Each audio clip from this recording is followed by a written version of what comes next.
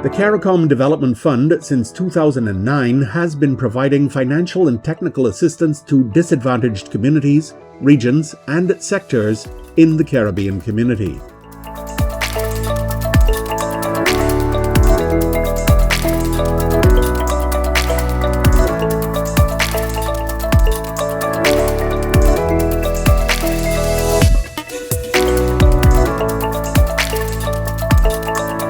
The Argyle International Airport is a critical component of the Government of St. Vincent and the Grenadines' strategy for accelerating inclusive economic growth, which includes improving the infrastructure that supports diversification of its tourism product, improving the country's attractiveness as an investment destination, reducing unemployment, and improving the quality of life for the people of St. Vincent and the Grenadines.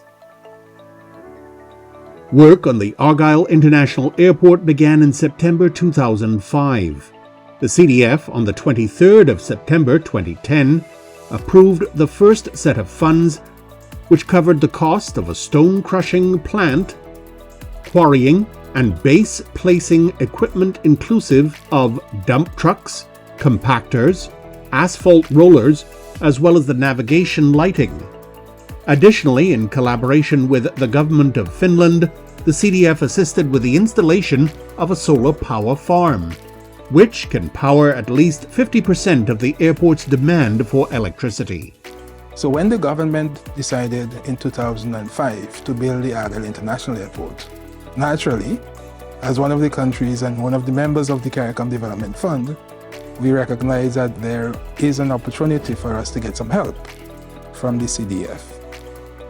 And as the way we structure the funding of the Argyle International Airport, we identified a particular component of the area of construction that we felt that the CARICOM Development Fund can assist in Vincent and the Grenadines. And so we approached the CARICOM Development Fund for funding. Now, the Argyle International Airport eventually cost $260 million, $260 million.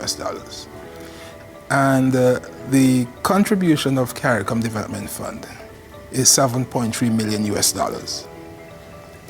That is about 2.8% of the total cost of the Argyle International Airport. It may sound to some people that it is a small portion.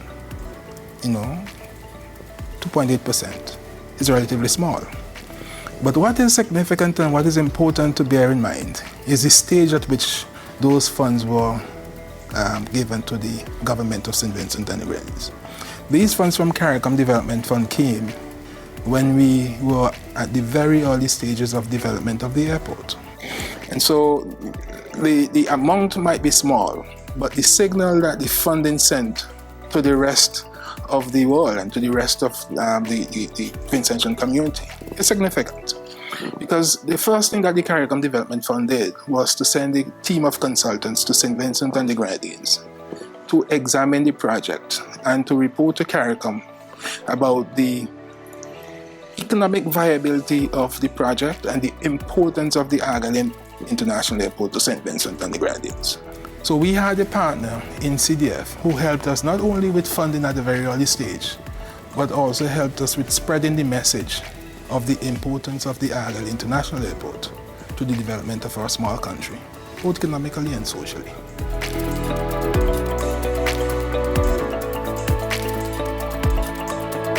If you are going to have a project as large as this, which costs about 750 million Eastern Caribbean dollars to build, but its value is about 1.2 billion because we got a lot of in-kind assistance. And you don't have the money, you have to piece it together, put it as a composite. So we had to look for different sources. And one source, obviously, was the CARICOM Development Fund. And we had always put our money, place our money in the fund, make sure we contribute on time. Because for the less developed countries, when you contribute on time, you contribute to it, you can get that amount as grant, plus a certain amount as loan. In the aggregate here, I think we got about $10 million US for both equipment and other aspects of the construction and equipping of the airport, and then some money in relation to the solar panels, the solar farm, to help to deal with the electricity costs here, renewable energy, and that's still evolving. But now that we have Argyle International, it makes our vision for where we want to take our country a little bit easier. Thus far, we have under construction a Holiday Inn Express and Suites. We are also going to have a Marriott eventually down at our leeward side. And as a result of these two names coming, two large recognizable names, we've managed to get our own domestic investors fired up. The airport is causing a catalyst for growth, for economic growth within our own jurisdiction. And it brought initial economic benefits via the amount of employment it generated under construction and further in operation. In addition to that, the investor confidence in your jurisdiction is increased by having an airport. And I would actually go as far as to say that Argyle International played a very heavy role in assisting Invest SVG in attracting large name brands. For instance, the Holiday Express and Suites that's being built in Diamond, and then going forward, the Marriott St. Vincent Resort, which will go on our lovely Moncton Bay on our leeward side. So really, the role of the CDF in the construction of the airport was not only in terms of the significance of what we financed, but it was also significant in what it induced. It induced a flow of investment into St. Vincent and Grenadines that I think it's only when the first flight arrived and you heard the persons from St. Vincent who made the trip, when you heard them, how they got on, and then you realize, yes, this is what it is all about.